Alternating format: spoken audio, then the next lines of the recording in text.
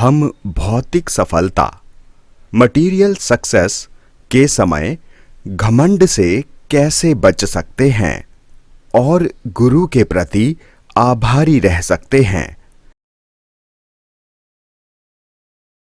हम सब ऐसे समय में जी रहे हैं जहाँ के इंसान को लगना शुरू हो गया है कि वो अपने आप से ही सब कुछ कर रहा है। ये ऐसा समय है जिसे सेल्फ हेल्प का समय कहा जाता है कि हर एक इंसान सोचता है कि मैं कहीं ना कहीं से मदद खुद ही ले सकता हूँ।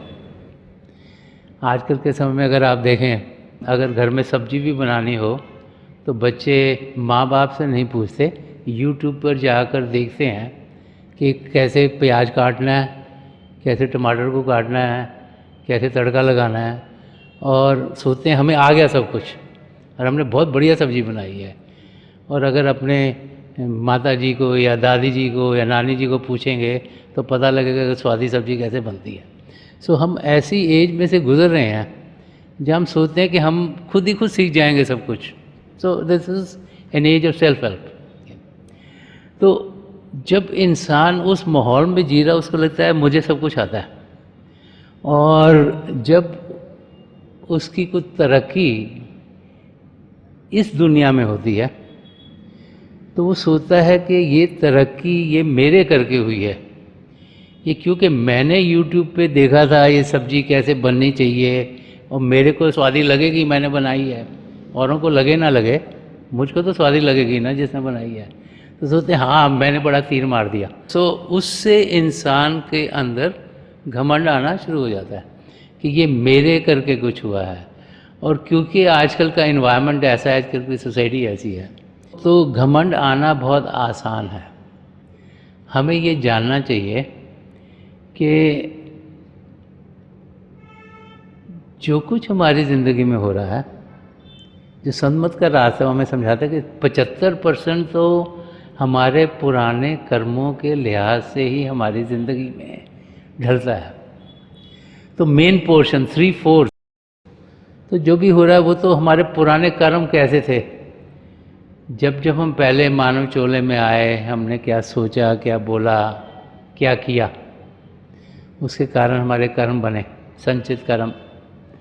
उनमें से जो हिस्सा इस ज़िंदगी में गुजारना है, प्रलभ कर्म, वो 75% ज़िंदगी में है। बट प्रभु ने 25% हमें फ्री विल दी है कि हम क्या करना चाहते हैं। प्रभु भी देखना चाहते हैं कि हम किस ओर बढ़ना चाहते हैं। क्या हम में कोई लगन है प्रभु को पाने की, कि हम सिर्फ इस दुनिया की चीज़ों को ही पाने की कोशिश करते हैं। तो जब ध्यान बाहर की दुनिया में होता है तो लगता है कि बाहर की दुनिया में अगर कुछ मिलेगा तो वही सही सफलता है, तो इंसान उस ओर बढ़ता है। और जब बाहर की चीज़ें उसे मिलनी शुरू होती हैं तो इंसान की होमें ईगो बढ़नी शुरू हो जाती है, और जब ईगो बढ़ती है तभी इंसान के अंदर घमंड आना शुरू होता है। तो ये सब कनेक्टेड हैं। जितना ज़्यादा ध्यान बाहर की दुनिया में करेगा और सोचेंगे कि बाहर की चीज़ें हमें चाहिए, और जितनी अगर मिलती जाएंगी हमें, उतना ही हमारा घमंड बढ़ता चल जाएगा, और उतना ही हम देखेंगे कि हम ज़िंदगी ऐसे जी रहे हैं जैसे सब कुछ हमारे करके हो रहा है। जब ध्यान हम असलियत की ओर करते हैं और जब हमें ये समझ में आ जाए कि अगर पत्ता भी हिलता है तो प्रभु की रज़ा में हिलता है, कि सृष्टि में जो कुछ हो रहा है वो प्रभु की रज़ा में हो रहा है। ठीक है, उन्होंने हमें लॉन्ग रोप दे दी है कि 25% हम जो मर्जी करें, लेकिन वो भी उनकी नॉलेज में है, और ये जाने कि उनकी दया करके ही हम कुछ कमा सकते हैं, किसी पद पे पहुंच सकते हैं, कोई मटेरियलिस्टिक गेन कर सकते हैं। तो तब हम देखेंगे कि हमारे अंदर घमंड नहीं होगा, लेकिन हमारे अंदर शुक्राने हैं कि लफ्ज़ निकलने शुरू होंगे। तो इंसान को समझना चाहिए कि ये सृष्टि प्रभु ने रची है। प्रभु हम सब के भीतर, हमसे अलग नहीं, वो चाहते हैं कि हम 84 लाख जिया जो उनसे छुटकारा पाएं।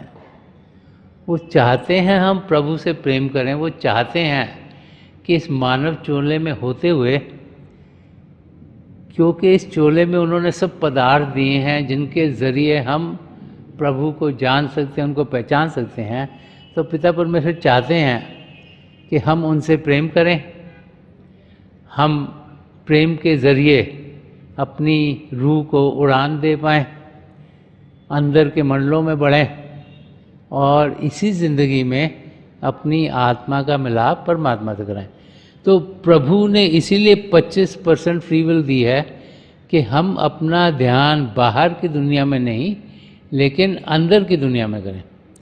और जब अंदर की दुनिया में करेंगे तो अंदर की दुनिया तो हार्मनी की दुनिया है, अंदर की दुनिया आनंद की दुनिया है, अंदर की दुनिया खुशियों की दुनिया है, अंदर की दुनिया आत्मा का परमात्मा से मिलाप होने की दुनिया है।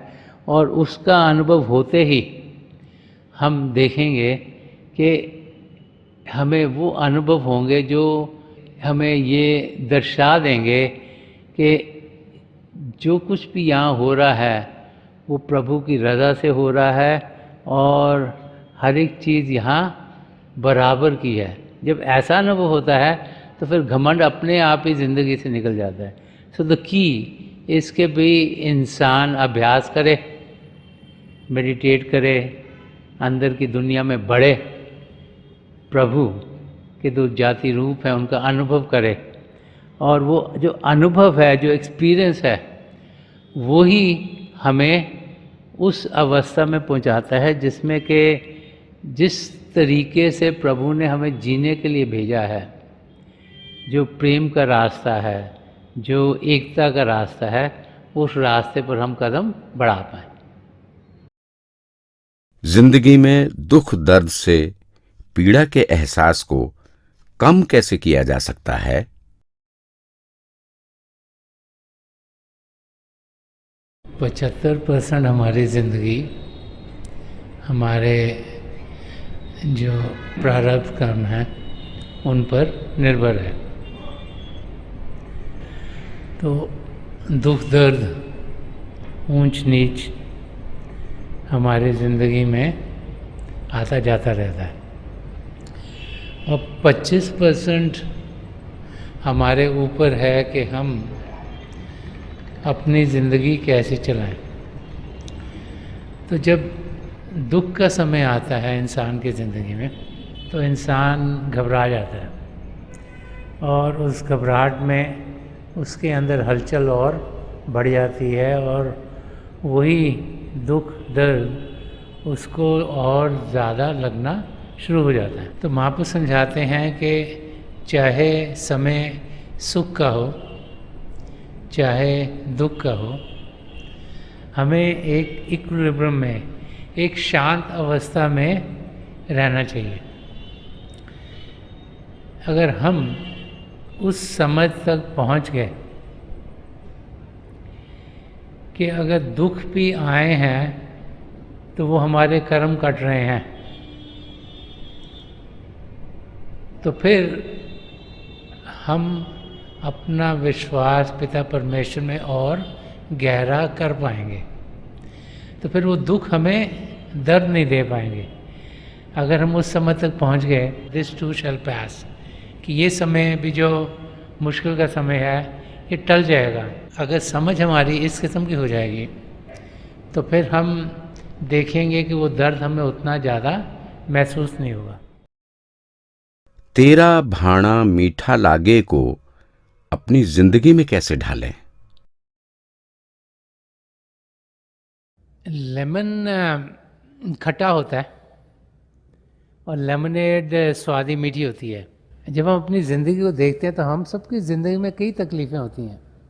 हमारे कर्मों के लिहाज से हम देखते हैं कि ज़िंदगी में ऊंच नीच होगी, कभी शारीरिक तकलीफ़ हो जाएगी तो कभी मानसिक तकलीफ़ होगी, कभी रिलेशनशिप प्रॉब्लम होगी, कभी इमोशनल तकलीफ़ हो गई।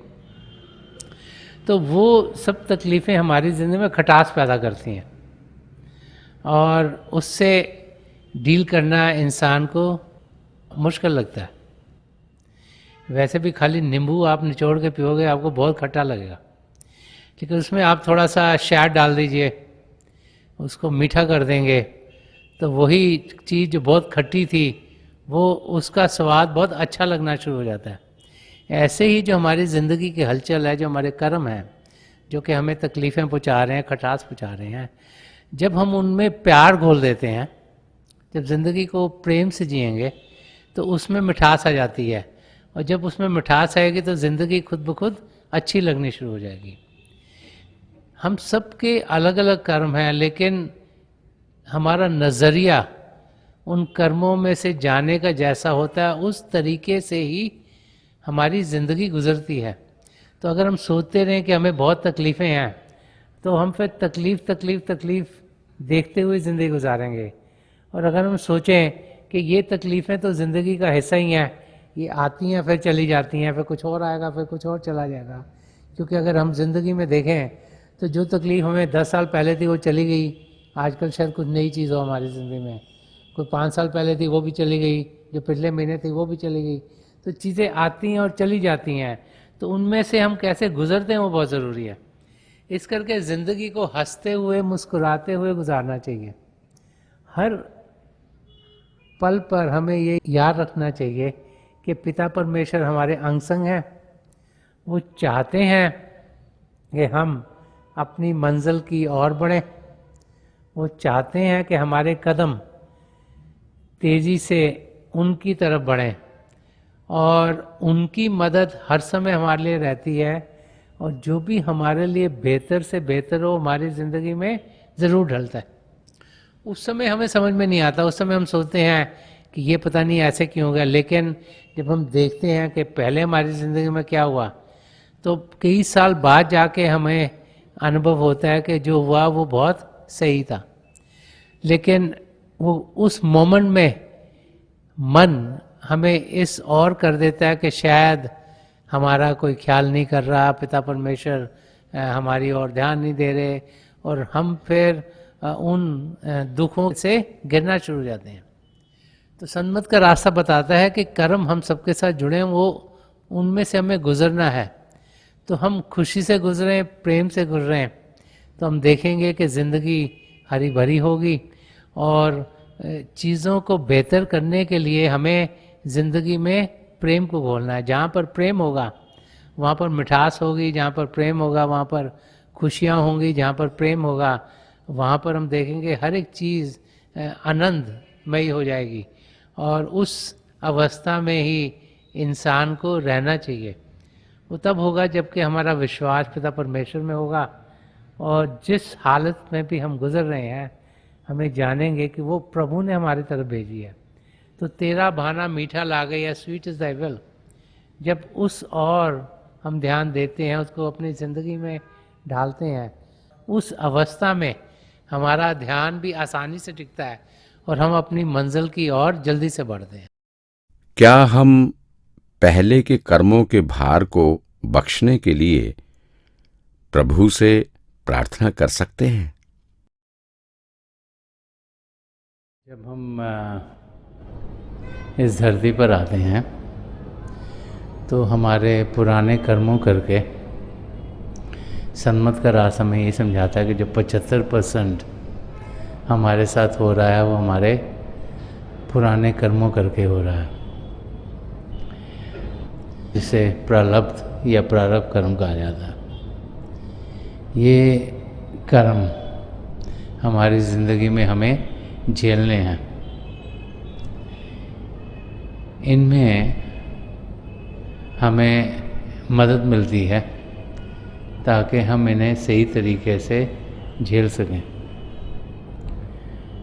अगर इंसान प्रार्थना करता है, जब जब वो प्रार्थना करता है तो उसके अंदर ऐसे भाव होते हैं कि वो पिता परमेश्वर या जिसमें ही उसको यकीन हो अपने सतगुरु से प्रार्थना करता है कि जो कार्य वो खुद ठीक नहीं कर सकता वो उसका सही हो जाए। तो जो ये कर्म हैं जिनमें से हमने गुज़रना है, इसके लिए इंसान प्रार्थना कर सकता है, प्रार्थना करने में कोई हर्ज नहीं। लेकिन हमें ये जानना चाहिए कि जो कर्म हमारी ज़िंदगी में ढलेंगे, जिनका हमें भुगतान करना है, वो जब तक पूरे कटेंगे नहीं तब तक 84 लाख जिया जून से हमारा छुटकारा नहीं होगा। अगर हम सोचें कि वो ऐसे ही हट जाएं, तो फिर वो हमारे साथ जुड़े रहेंगे और हम फिर अपने कदम अपनी मंजिल की ओर बढ़ा नहीं सकेंगे। प्रार्थना ये करनी चाहिए कि जो कुछ भी हमारे साथ हो रहा है वो हम खुशी खुशी झेल सकें। प्रार्थना ये होनी चाहिए कि हे प्रभु, चाहे हमारी समझ के बाहर है जो हो रहा है, लेकिन अब इतना हमें मादा दीजिए, इतनी स्ट्रेंथ दीजिए कि हम उसे प्रेम से झेल सकें और उसका असर अपनी ज़िंदगी पर ना आने दें। जब तक वो कटेगा नहीं तब तक इंसान उसके साथ जुड़ा रहेगा, हमारी आत्मा के ऊपर वो लगी रहेगी और फिर हम 84 लाख जिया जून से छुटकारा नहीं पा सकते। चाहे वो अच्छे कर्म हो चाहे बुरे कर्म हो, दोनों को हमने इस ज़िंदगी में झेलना है। और जब हम इस स्टेज पर पहुंचते हैं जहाँ हम समझ पाते हैं कि जो हो रहा है वो भी प्रभु की रज़ा में है, तो फिर इंसान खुशी से, प्रेम से, किसी भी मुसीबत से टल जाता है। ये तो ज़रूर है कि हमारी सद्गुरु की मदद से हम अगर इस स्थिति में हों जिसमें कोई पहाड़ हम पर गिरना हो, तो शायद हमें ऐसे लगे जैसे एक सुई चुभी है बस, कि बहुत सा हिस्सा शायद हमारे सद्गुरु अपने ऊपर ले लें और थोड़ा सा हिस्सा हमें फिर भी झेलना पड़े, ताकि हम उस कर्म से रहित हो जाएं, उससे हट जाएं। तो ज़िंदगी को, इंसान को उस नज़रिए से देखनी चाहिए कि जो कुछ भी हो रहा है वो पिता परमेश्वर की रज़ा में हो रहा है और उसे हम खुशी खुशी आनंद से झेल पाएँ। यही महापुरुष हमें समझाते चले आए हैं। कर्मों का विधान और ध्यान अभ्यास एक दूसरे से कैसे संबंधित हैं? कर्मों का विधान में यही समझाता है कि जैसी करनी वैसी भरनी। जैसे थर्ड लॉ ऑफ फिजिक्स है कि for every action there is a reaction, कि जैसा हम सोचेंगे, जैसा बोलेंगे, जैसे कार्य करेंगे, उस किस्म का ही हमें भुगतान करना पड़ेगा। अच्छा सोचेंगे, अच्छा बोलेंगे, अच्छे कार्य करेंगे तो हमें खुशी मिलेगी, और अगर बुरा सोचेंगे, बुरा बोलेंगे, बुरे कार्य करेंगे तो भुगतान करना पड़ेगा।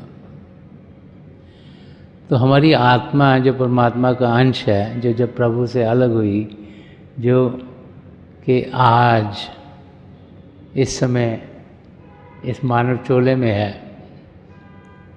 तो उसके साथ जब वो पहले मानव चोले में थी, जो उसने सोचा, बोला, कार्य करे, वो कर्म बनते गए और वो इकट्ठे होते गए, उनको सच्चित कर्म कहा जाता है।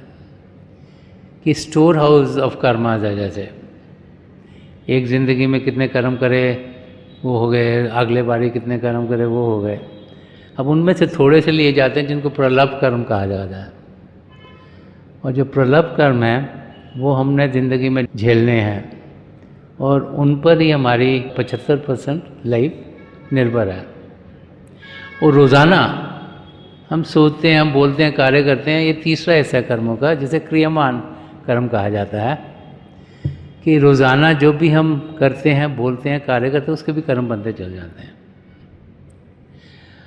अब जब तक सारे कर्म कटेंगे नहीं तब तक हम 84 लाख जिया जून से छुटकारा पाएंगे नहीं। ये बार बार महापुरुष हमें समझा गए हैं।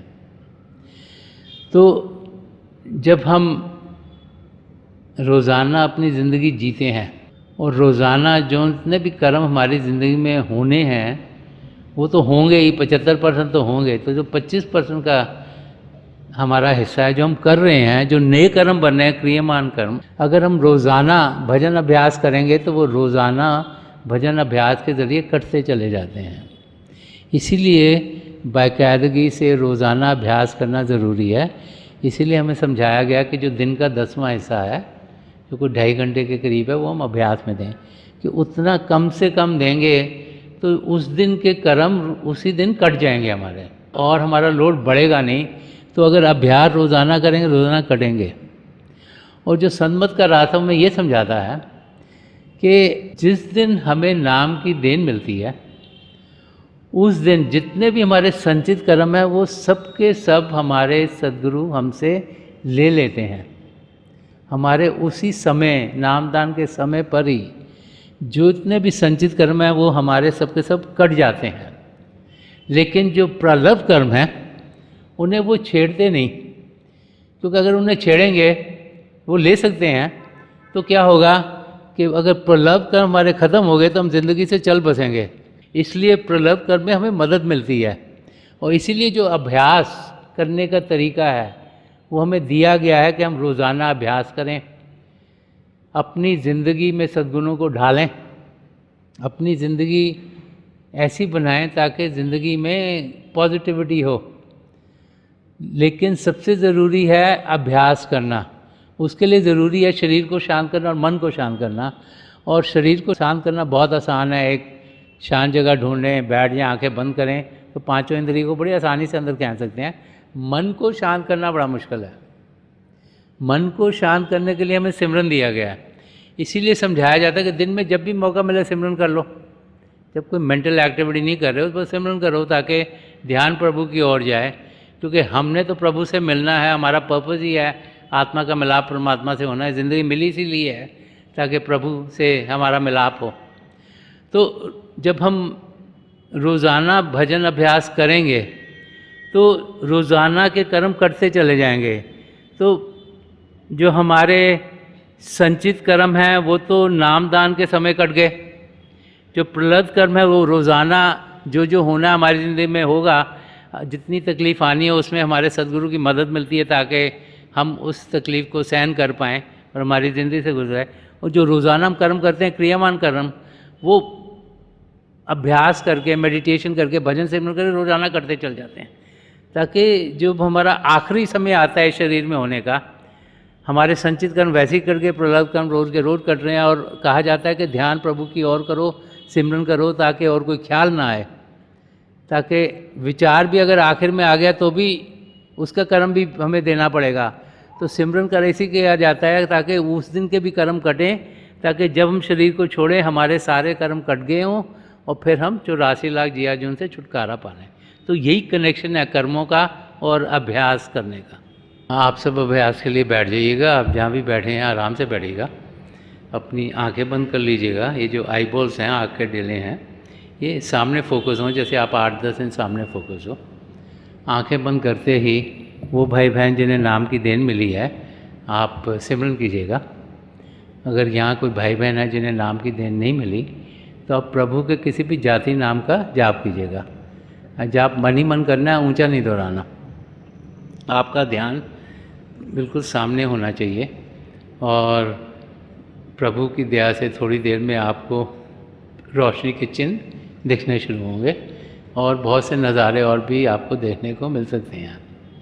तो मेरी पिता परमेश्वर के चरण कमलों में जो पिछली सेंचुरी के महापुरुष हुए हैं, हजूर बाबा सावन सिंह जी महाराज, परम संत कृपाल सिंह जी महाराज और दयालपुर संदर्शन सिंह जी महाराज, चरण कमलों में यही प्रार्थना है कि जो हम सबके लिए बेहतर और महापुरुष हमें दें, हमें सबके साथ जोड़ें और हमारे भीतर प्रभु की ज्योत के हमें दर्शन करवाएं।